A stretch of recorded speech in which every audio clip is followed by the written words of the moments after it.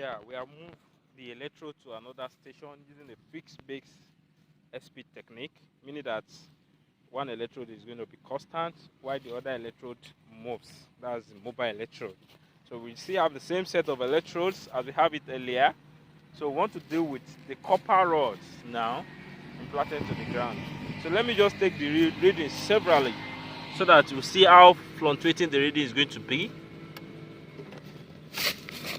So can you see we have a 16 minus 16.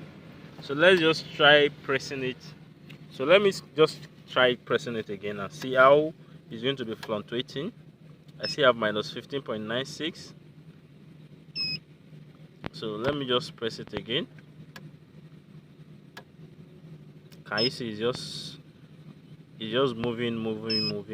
We know the potential fluctuates naturally because the source of the potential, which is the telluric current and called the natural current, they also fluctuate. So we expect the potentials to fluctuate.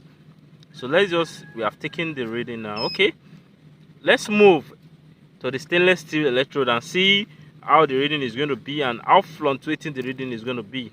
So we are dealing with the stainless steel electrode now. Can we see we have 24 reverse polarity? We are having the reverse with the reverse polarity. So meaning that the reading is very high. So let's take it again.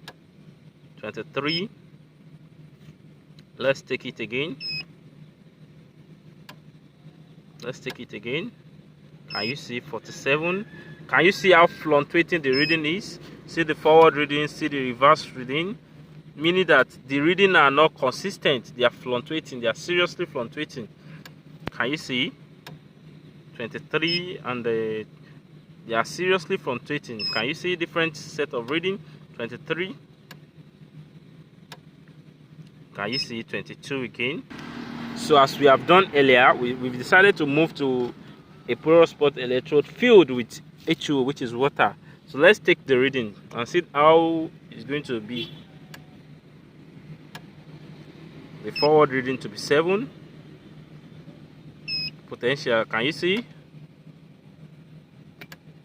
Can you see? 6.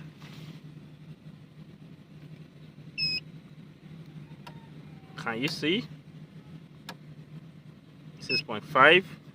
At least the fluctuating is reducing, but it's still somehow fluctuating because we are not contacting the ground directly. We are contacting it through an electrolyte, which is water, in a copper rod, in a porous spot electrode. So let's move to which means we have a different concentration, different salts, water, then the water and the copper rod.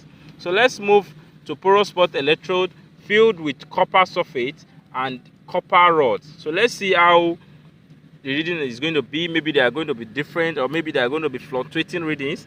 So let's just, can you see we have minus 3? Can you see?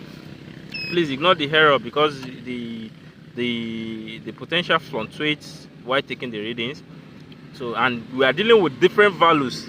In the standard deviation error, when you are dealing with different values, this very small error is going to bring a very small difference in reading is going to bring a very large error. So that is the reason why we're having higher errors, because we are dealing with smaller values now.